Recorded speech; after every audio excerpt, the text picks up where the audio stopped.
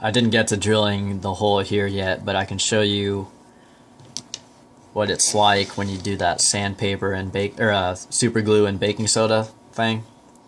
It's actually pretty cool. I didn't know about this until I looked into other people's videos on this. So you need to use this cyanoacrylic glue. I'm using Zap. It's like $5 for a little bottle like this. The gel type of glue won't work. I think I mentioned this in previous videos. You'll want the thinner types because those soak into the paper and everything more. And the gel one, it's different. It won't even react to baking soda. Or at least the one I tried. Let's tuck these all away. Okay, so there's that ready. Oops.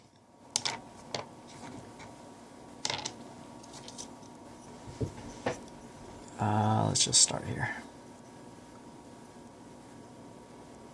See if it'll go to focus. Alright, so first I think I'm going to lay down some super glue, just a tiny bit, to let it soak into the paper first. Then I'll put some baking soda on top, and then maybe drop a little bit more super glue on it.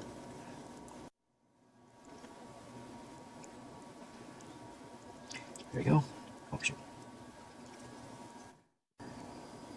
And the baking soda is going to cause the super glue to dry instantly. So just sprinkle that on, just kind of cake it on there.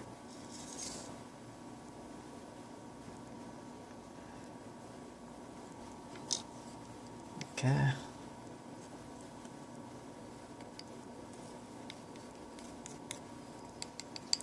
And that'll end up filling in some of the grooves, the uneven parts of the paper.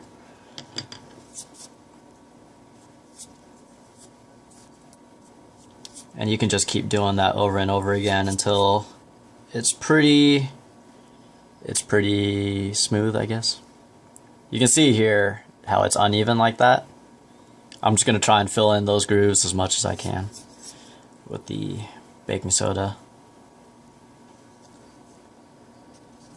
Let's try. And this is kind of new to me too, so I'm still kind of figuring things out, what works, what doesn't work. You can see here, maybe if I fill it in and then put the super glue on, if it'll soak all the way through. My concern with caking on the baking soda like this is that the super glue will end up drying immediately on the outer layer of baking soda, and then baking soda below it will still be in this loose powdery form.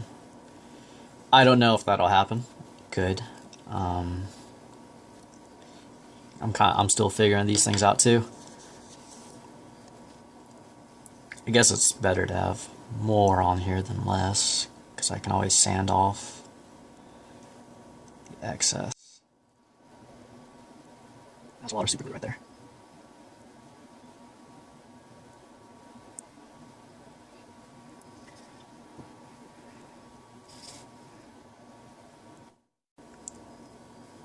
And baking soda is really cheap if you have never bought that before. It's only like $1 for a big box. And of course you can see I'm just using a few pinches here.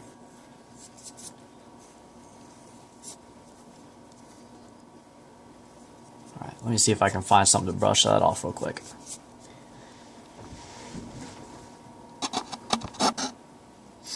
Okay, so I just went and got a paper towel here.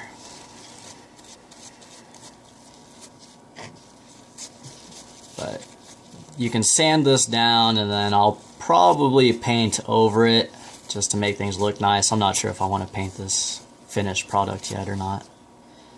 Assuming I finish, let's hope I do.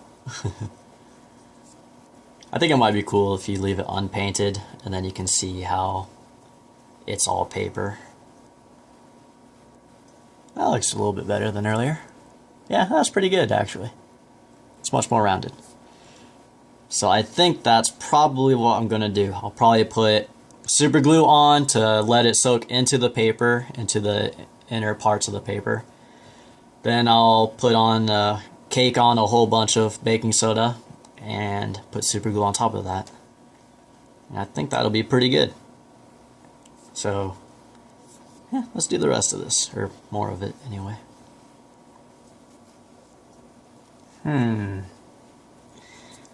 Alright, so I noticed when you do a lot at a time like that, it takes a tiny bit longer to dry.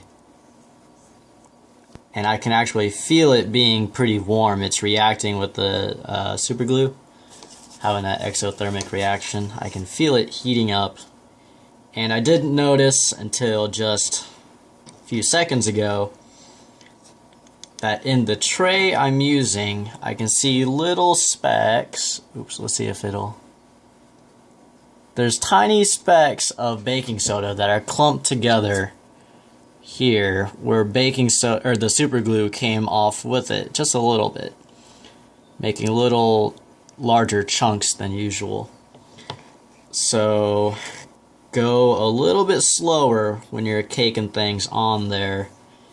Give it a second, a few seconds to dry. I thought it was going to be faster because in smaller amounts it is instant, drying almost instantly. But here in larger amounts it takes longer, which I guess should be obvious, but not for me because I'm special like that.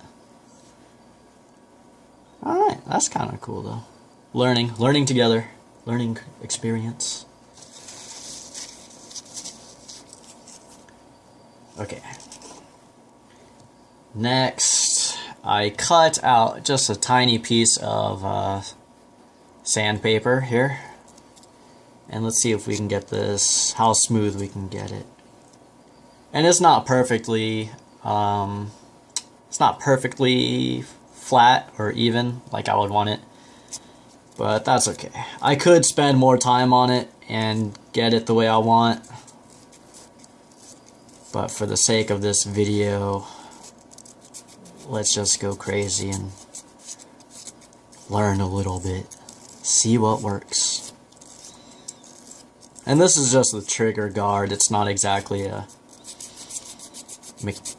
real important piece. It doesn't have to be perfect. So yeah, it turned out surprisingly well. It is actually pretty smooth. It's not perfect, but it turned out surprisingly well. So, who knows? Who knows when will part 4 come out? I don't. No one knows. It's part 4.